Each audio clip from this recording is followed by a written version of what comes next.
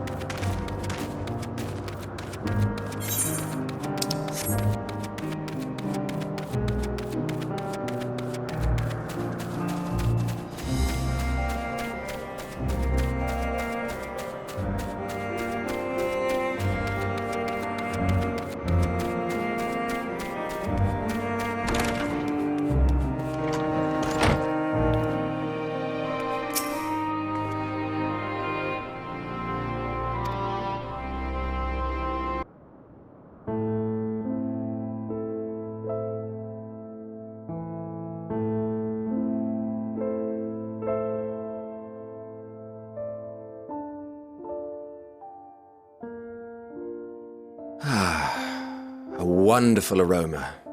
I feel more relaxed already. Would that I had sweetmeats to offer, but I travel light out of habit. There's plenty of hot water though, so please have as much tea as you like. Now then, will you tell us your tale?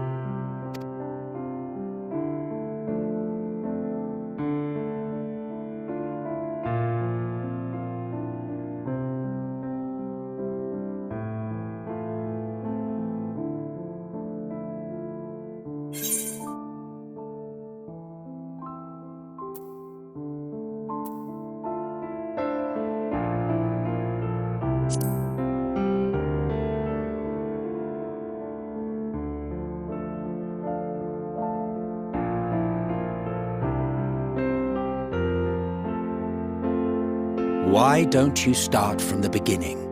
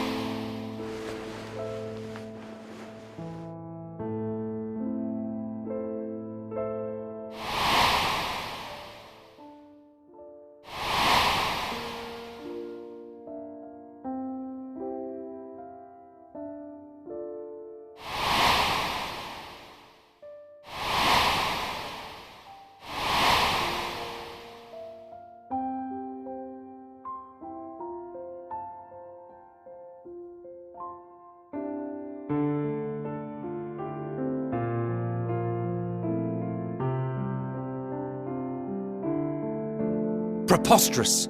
Utterly preposterous! While not the words I would have chosen, I too have my doubts. Much of it borders on the incredulous. What of you, Vanar?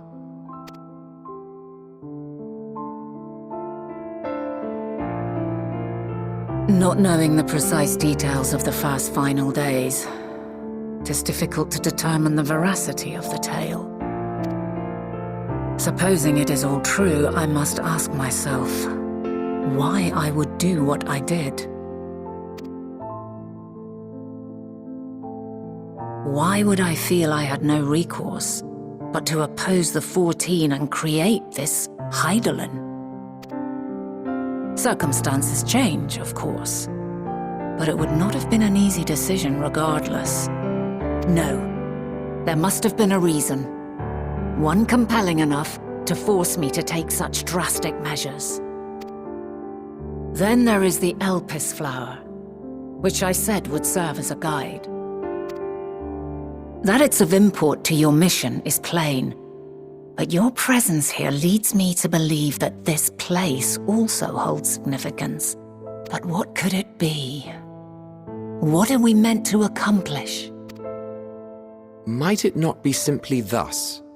In the future, whence she came, the final days could not be averted.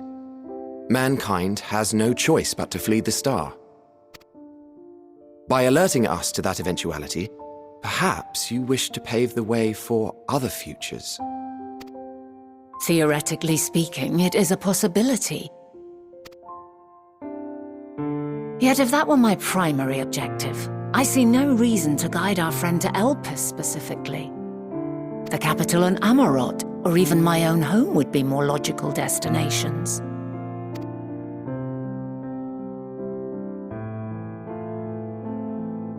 True. I note also that Hydaelyn did not specify a point in time to which she must return. By this, it may be inferred that it was not critical that we should meet. Alternately, she had reason to believe that our paths would converge, coincidental though it may seem. This is quite a puzzle, and we do not have all the pieces. Hardly any. But we do have one immutable fact. If the final days are indeed as described, they will bring death to all that I hold dear. Yet despite being afforded long years of preparation, the only provisions I could make were for flight. Nay, my first and foremost endeavor would be to find a way to forestall the coming doom. Given that even the 14 failed, mayhap you deemed it impossible. Nothing is impossible. This I have always believed. And if Hydaelyn is indeed me, she would believe the same. Listen to yourself. Are you seriously entertaining the notion that you are a messianic figure in some far-fetched tale?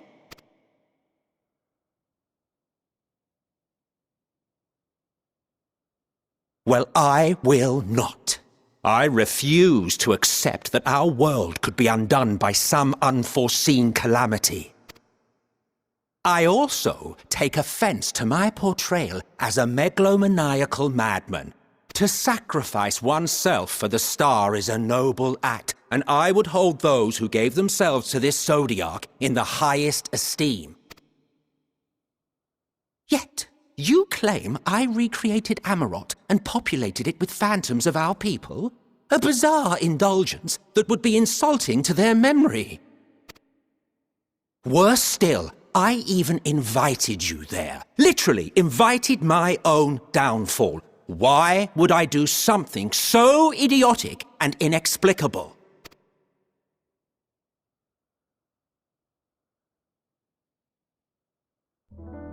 Now, I will allow that the hypothetical task of restoring our world would be daunting in the extreme. The thought of having to bear such a burden for 1,000 lives horrifies me. But I would never forsake my duty. I would never forsake my brethren.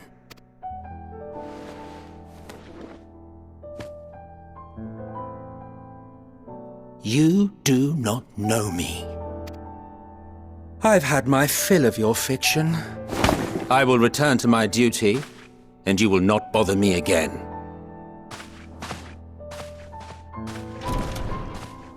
Emmett Selk! Wait!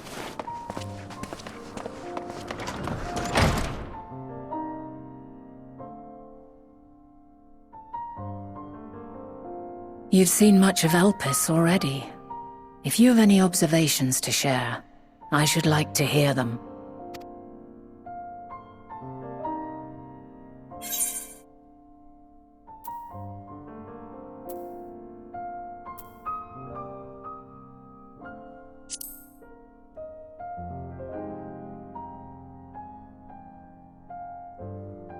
Hermes and his creation Meteon, you say? If Dynamis is the self-same energy as Akasha, as it likely seems, then those two may well be at the center of the calamity to come. This warrants further investigation. With that settled, 'tis time for action. The missing pieces of the puzzle are here, I'm certain of it. And when you find them, the picture my future self has painted will be complete, and you will have your answer. Now suffice it to say, I will aid you in your quest.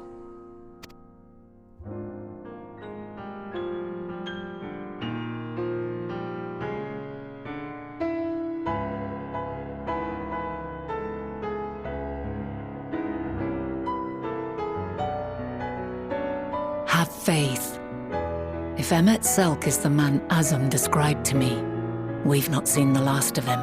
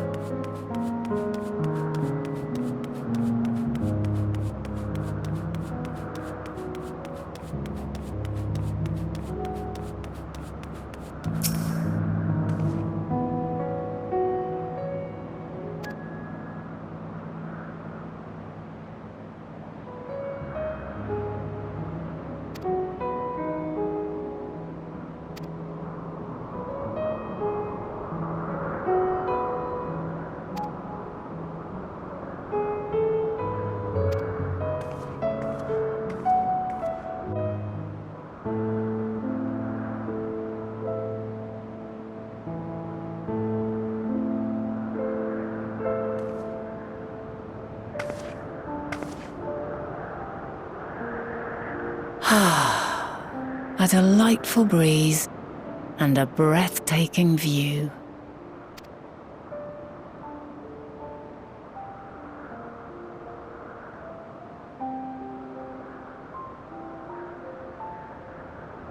What is it like in the future? Is the world still a beautiful place?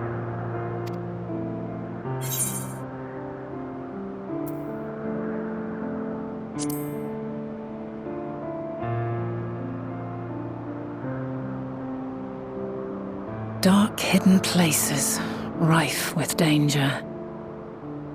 Those have an altogether different, but no less powerful sort of appeal. While we wait, will you not tell me about your adventures? Well, not the portentous events which led you here, but the simple delights all your own. By learning about the future world, I may gain insight into future me's plans. But more than that, I have an interest simply as a fellow traveller. Short of going somewhere oneself, there's naught more stirring than hearing another's account.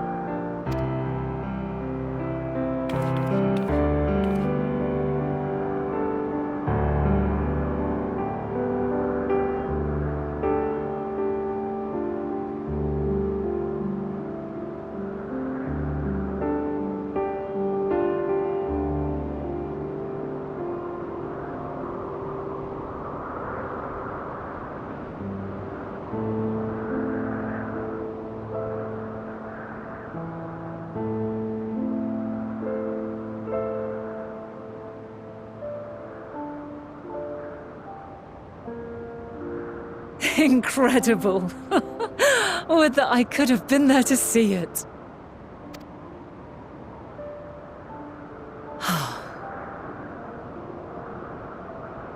Yours is a harsh and unforgiving world. Yet in spite of this, your brethren hold fast to their virtue. To know that the light of mankind's potential still shines, even in that faraway place, it gives me heart.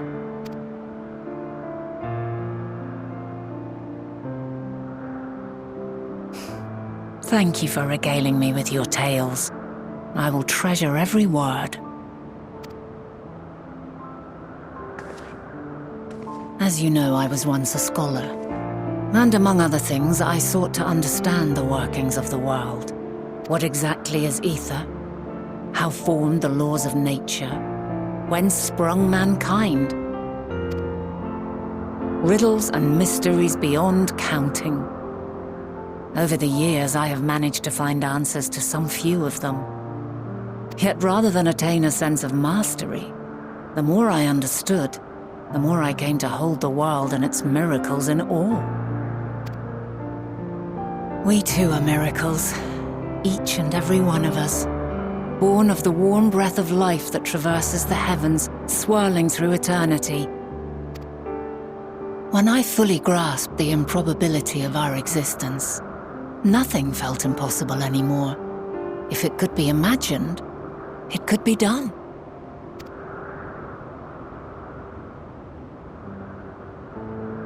A passion swelled within me, an epiphany dispelling all preconceptions of what was natural and true, and a presence without, immense yet intimate, fate perhaps, holding us in its tender embrace. As reassuring as it was intimidating, how keenly aware I became of creation's fragility, built as it is upon precarious happenstance. I was overcome with an irrepressible urge to know the world more intimately, to hear its voice, feel its breath. I ventured forth on a journey that very day, so very long ago now.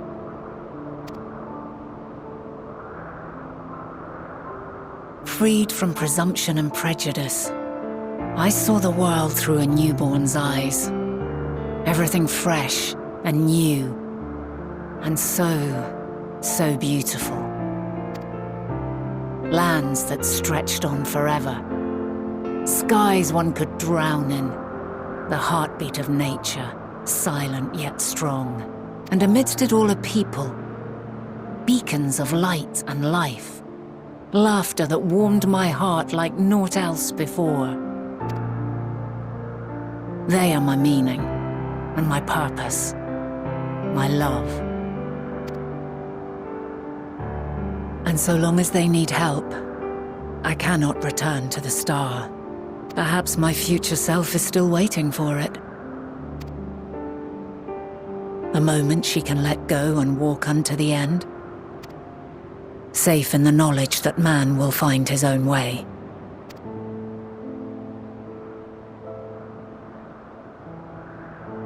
You, who are our future, tell me this, and tell me true. Has your journey been good? Has it been worthwhile?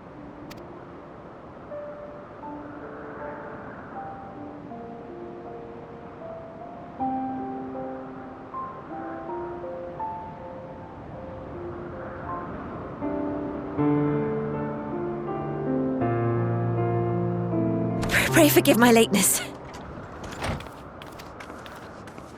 My observation subject was rather irritable, and it took a while to settle it down. No need to apologize. Your work takes precedence. Besides, we had a pleasant conversation in the meantime. You're too kind. Now then, I'm told you wished to ask me some questions. Indeed. I've an interest in one of Hermes' creations, Meteon. You witnessed a host of them take flight, yes? Oh, that! Yes, yes, I did. 'Twas in the dark of the morn. I'd left the Thalassai after nocturnal observation. As I walked along, I spied a bright light climbing high into the southeastern skies. Then, in an instant, it was gone, like a shooting star, only rising rather than falling. But then another shot up, then another, and another. Intrigued, I made my way to the edge to investigate. And who should I spy on an isle to the south but Hermes and Meteon, the Matea, rather. There were lots of them, and I realized they must be the shooting stars that I'd seen. A dazzling spectacle indeed.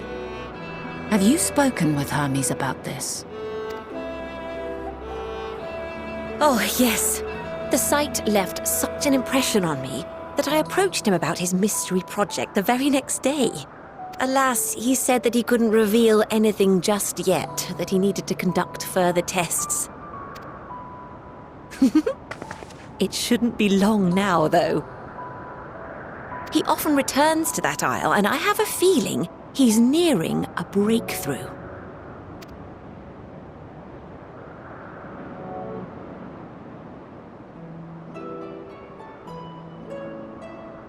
Splendid.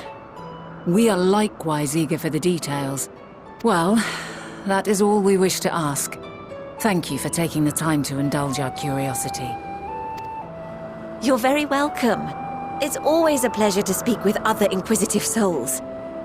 Oh, and will you be descending now? If so, I shall link the doors for you. Please.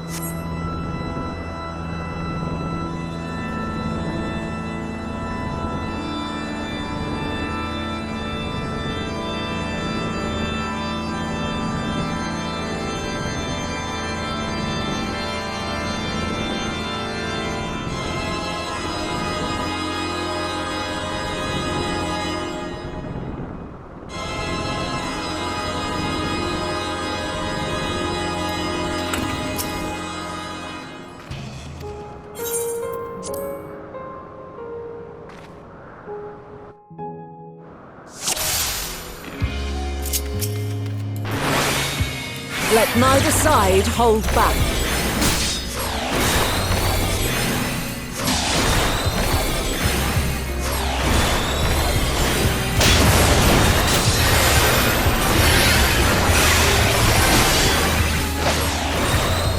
My blade sings!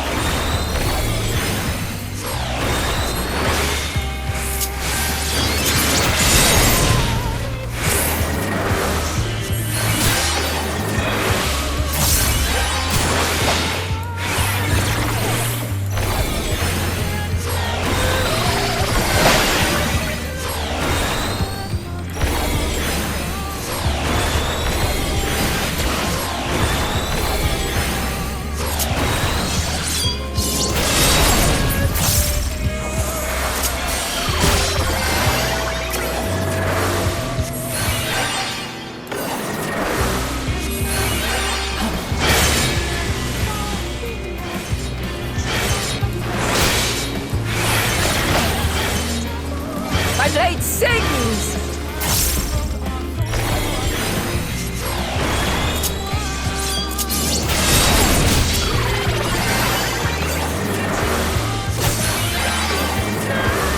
Impressive! I shall have to try something different.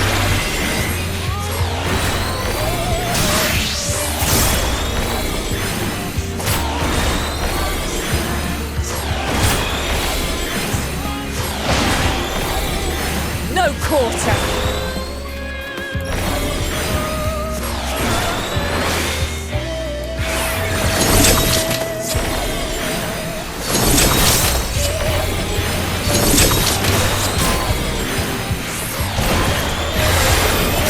Have a taste!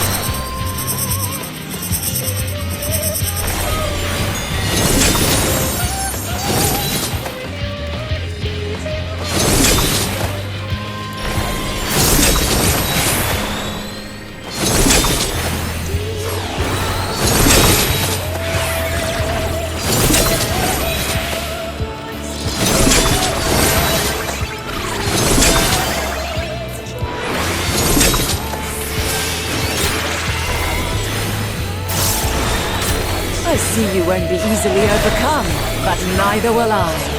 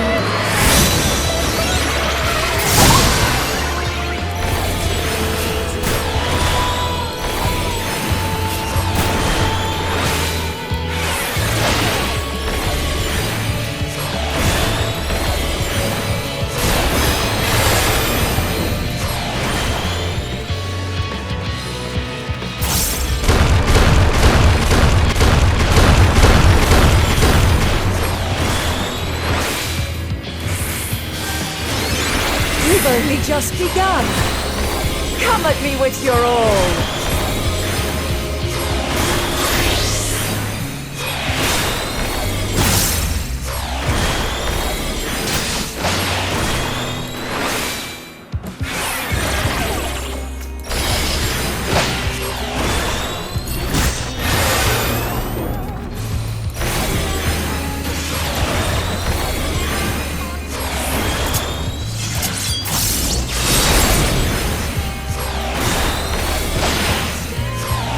Very well. Let us move to the final trial.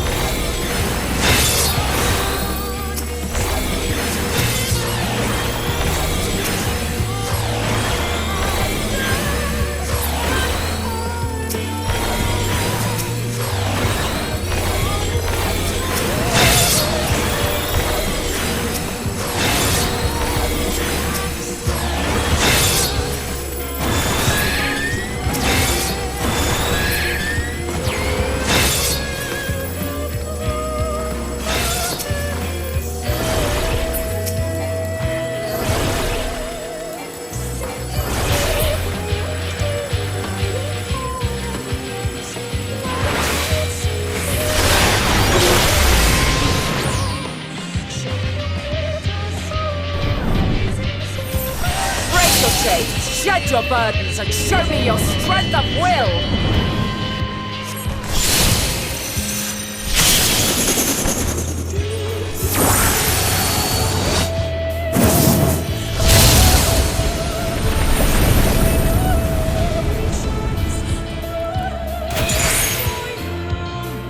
You still stand.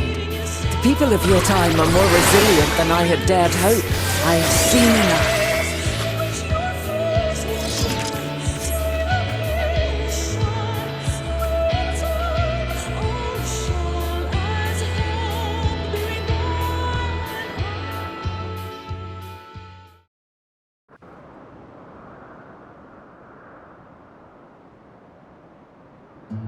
Twas my intent to finish it, but clearly I underestimated you.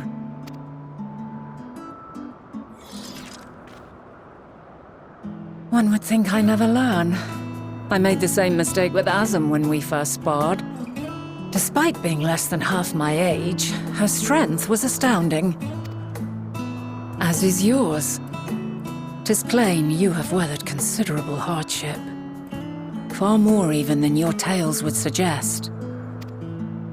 It seems we have both learned much on our journeys.